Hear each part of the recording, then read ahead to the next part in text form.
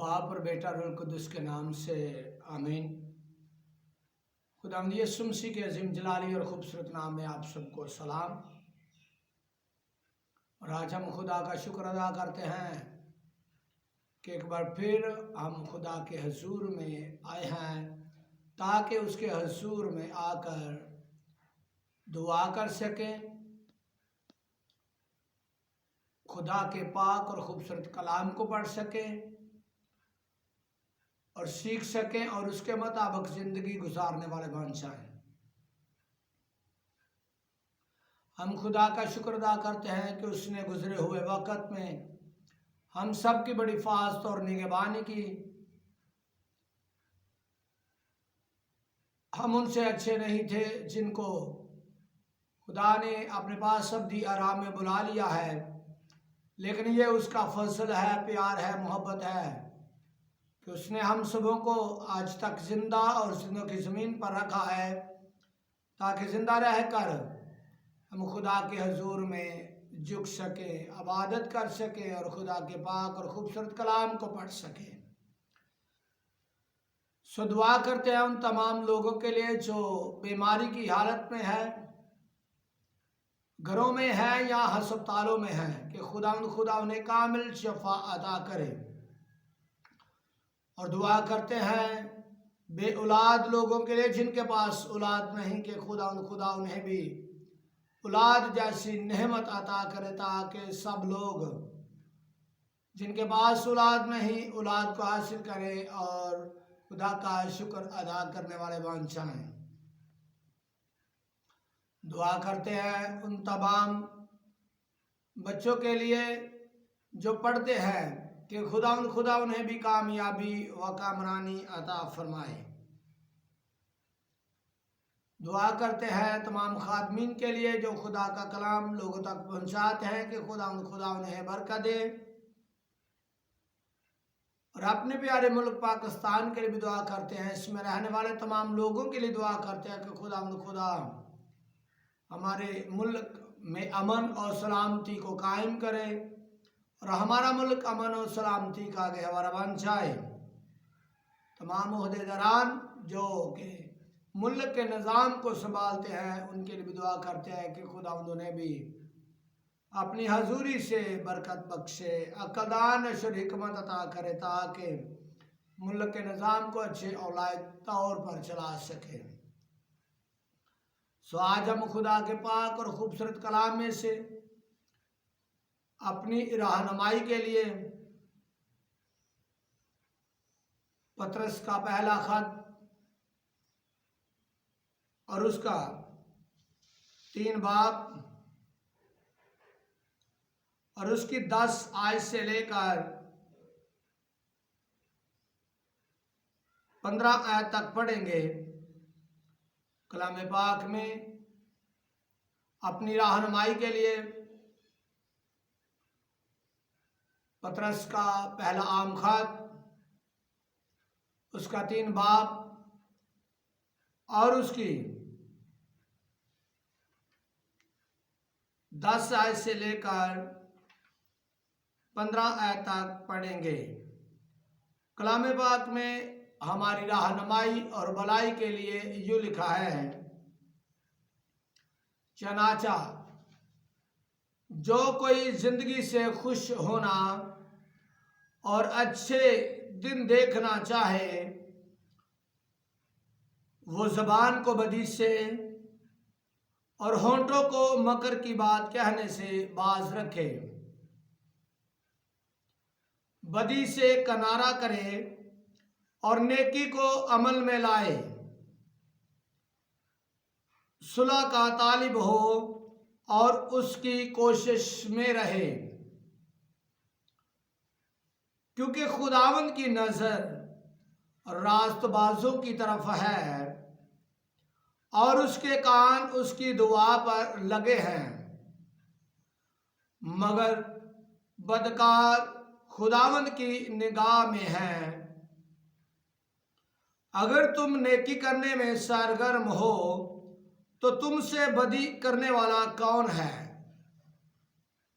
और अगर रास्तबाजी की खातिर दुख सहो भी तो तुम मुबारक हो, ना उनके डराने से डरो ना घबराओ, बल्कि मसीह को खुदावंद जानकर अपने दिलों में मुकद्दस समझो, और जो कोई तुमसे तुम्हारी उम्मीद की वजह दरियाफ्त करे उसको जवाब देने के लिए हर वक्त मुस्तैद रहो, मगर हिलम और खौफ के साथ। पाक कलाम का पढ़ा सुना जाना हम सबों के लिए बाइस से बरकत हो। खुदा का शुक्र हो। सब बोलेंगे आमीन। जब हम खुदा के पाक और खूबसूरत कलाम को पढ़ते हैं तो ये जो ख़त है ये पतरस का ख़त है, और इसका लिखने वाला भी पतरस खुद ही है। और पतरस ने उन तमाम कबीलों के लिए, उन तमाम लोगों के लिए जो जगह ब जगह फैले हुए थे, रहते थे, उन लोगों के लिए ये कलाम जो है वो तहरीर किया है।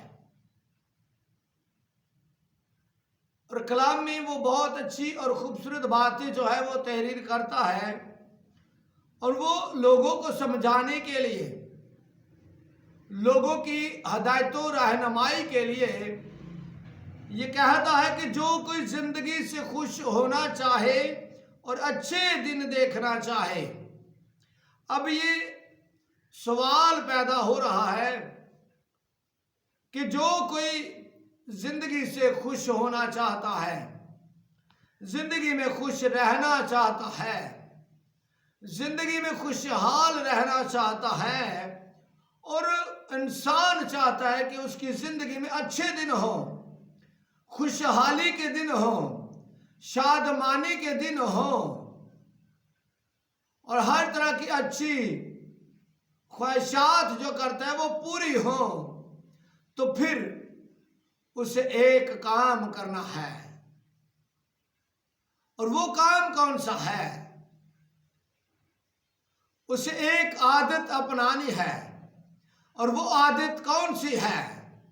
उसे एक तरीका अपनाना है। वो तरीका कौन सा है? और वो तरीका ये है कि वो जबान को बदी से और होठों को मकर की बात कहने से बाज रखे, कि उसकी जबान जो है बदी की बात ना बोले, उसकी जबान पर बदी की बात ना आए, और वो होठों को मकर की बात कहने से बाज रखे। कोई भी बात बुरी, कोई भी गलत बात, कोई भी तकब्बर की बात, गरूर की बात, घमंड की बात, कोई भी बुरी बात उसके होंठ से ना निकले। अपनी जुबान को वो क्या करे? बदी से बाज रखे। तो फिर उसकी जिंदगी में क्या आएगी? खुशहाली आएगी। और फिर आगे लिखा है, बदी से किनारा करे और नेकी को अमल में लाए। बदी से क्या करना है? किनारा करना है, बदी से दूर रहना है, बुरी बातों से दूर रहना है, और नेकी को अमल में लाना है कि हर एक के साथ भलाई करनी है और भलाई के साथ पेश आना है। अपनी ही बेहतरी नहीं करनी, अपनी ही बेहतरी के बारे में नहीं सोचना, अपनी ही भलाई के बारे में नहीं सोचना, बल्कि कलाम में लिखा है कि बदी से किनारा करे और नेकी को अमल में लाए, कि दूसरों के साथ भलाई के साथ पेश आए, दूसरों के साथ उसका अखलाक, उसका प्यार, उसका बोल चाल खुदा के कलाम के मुताबिक होना चाहिए। क्योंकि खुदा ने अपने कलाम में हमें यह फरमाया कि एक दूसरे से मोहब्बत करो। तो अगर हम एक दूसरे का ख्याल नहीं करते, एक दूसरे की इज्जत नहीं करते, एक दूसरे से मोहब्बत नहीं करते, तो फिर हमारी जिंदगी में खुशहाली नहीं है, हमारी जिंदगी में अच्छे दिन नहीं है, हमारी जिंदगी में शादमानी नहीं है। कैसे हमारी जिंदगी में अच्छे दिन आएंगे, कैसे हमारी जिंदगी में शादमानी आएगी? खुदा के कलाम में जब हम पढ़ते हैं तो आगे लिखा है 11 आयत में, सुलह का तालिब हो और उसकी कोशिश में रहे।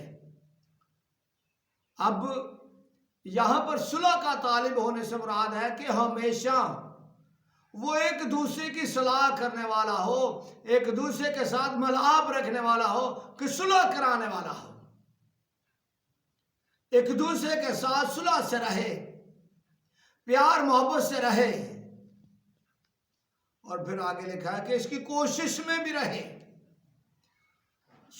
जब हम कलाम में पढ़ते हैं तो कलाम में लिखा है क्योंकि खुदावंद की नजर रास्तबाजों की तरफ है। वो रास्तबाजों को, ईमानदारों को, जो उसके फरमाबरदार हैं, जो उसके कलाम पर अमल करते हैं, उन्हें वो क्या करता है? संभालता है, उनकी हिफाजत करता है, उनकी निगहबानी करता है, उन पर अपना हाथ रखता है, उन्हें मुश्किलात से बचाता है, उन्हें मुसीबतों से बचाता है, उन्हें बीमारियों से बचाता है। क्योंकि वो लोग जो रास्तबाज हैं, जो खुदा के कलाम के मुताबिक जिंदगी गुजारते हैं, उनका ईमान, भरोसा और यकीन खुदा पर है। और कलाम में जब हम आगे पढ़ते हैं तो लिखा है और उसके कान उनकी दुआ पर लगे हैं। जब ईमानदार खुदा के हजूर में झुकते हैं, ईमान के साथ दुआ करते हैं, तो खुदा क्या करता है? उनकी दुआ को सुनता और जवाब देता है। जैसा कि यकूब के खत में लिखा है, यकूब के खत में लिखा है कि जो दुआ ईमान के साथ होगी उसके बायस बीमार बच जाएगा। तो यहां पर भी इसी तरह से लिखा है कि रास्तबाज पर खुदा की निगाह है और उसके कान उनकी दुआ पर लगे हुए हैं। जो दुआ ईमान के साथ होगी उस पर उसके कान लगे हुए हैं और वो क्या करता है? सुनता और जवाब देता है। और फिर कलाम में आगे जब हम पढ़ते हैं तो लिखा है मगर बदकार खुदावंद की निगाह में है, वो उन्हें बदला देगा। हमने क्या करना है? हमने नेकी करने में सरगर्म और बदी करने से हमने किनारा करना है। नेकी करने में हमने सरगर्म रहना है, भलाई करनी है, एक दूसरा का बेहतर सोचना है। और खुदा के कलाम में लिखा है कि अगर रास्तबाजी की खातिर दुख सहो भी तो तुम मुबारक हो और हम मुबारक हैं, क्योंकि हम रास्तबाजी की वजह से, ईमानदारी की वजह से, फरमाबरदारी की वजह से, अपने काम की बदौलत हम क्या सहते हैं? दुख सहते हैं। हमने क्या करना है? खुदा के कलाम पर अमल करना है और खुदा के कलाम को अपने दिल में रखना है। और कलाम में लिखा है कि बल्कि मसीह को खुदावंद जानकर अपने दिलों में मुकद्दस समझो और जो कोई तुमसे तुम्हारी उम्मीद की वजह दरियाफ्त करे उसको जवाब देने के लिए हर वक्त मुस्तैद रहो, हिलम और खौफ के साथ। खौफ किसका होना चाहिए? खुदा का, खुदावंद यीशु मसीह का खौफ होना चाहिए हर वक्त। और जब हमारे दिलों में, हमारे इरादों और सोचो ख्यालों में ईमानदारी होगी, फरमाबरदारी होगी, तो हमारी जिंदगी में खुशहाली आएगी, शादमानी आएगी, बेहतरी आएगी और खुदा हमें बरकत देगा। खुदावंद आज के कलाम के वसीला से जो उस वक़्त उन लोगों के लिए था, लेकिन आज हमारे लिए है, मेरे और आप सबके लिए है, जितने भी आवाज़ को सुनते हैं सबके लिए है। हमने क्या करना है? इस कलाम पर अमल करना है और खुदा की बरकतों को, बख्शिशों को हासिल करना है। खुदावंद आज के कलाम के वसीला से हम सबको बड़ी बरकत बख्शे, आमीन। मेरी आप सबों से गुजारिश है कि इस चैनल को सब्सक्राइब करें। मेरा नाम पास्टर तारिक गिल है और मैं चाहता हूं कि आप सब इस चैनल को सब्सक्राइब करें, लाइक करें और अगर आपको पसंद आए और आप ये मुनासिब समझते हैं कि ये पैगाम आगे बहन भाइयों को शेयर किया जाए कि वो भी इस बातों को, इस कलाम को सुने, इन बातों को सीखे और बरकत हासिल करें, तो दूसरों को भी, अपने बहन भाइयों को भी, अपने दोस्तों को भी शेयर करें। खुदावंद आप सबको बरकत दे। आमीन।